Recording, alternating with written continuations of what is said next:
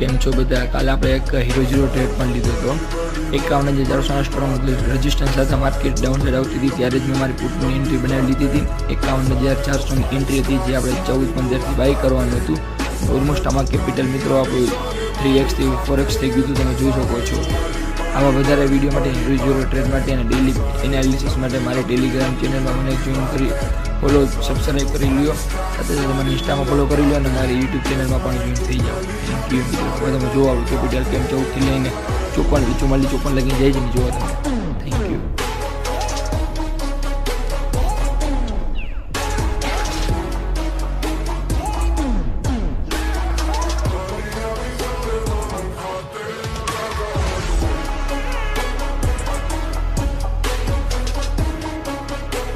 3 PM movement કહે છે મિત્રોને પણ હું 250 મુવમેન્ટ કહું છું.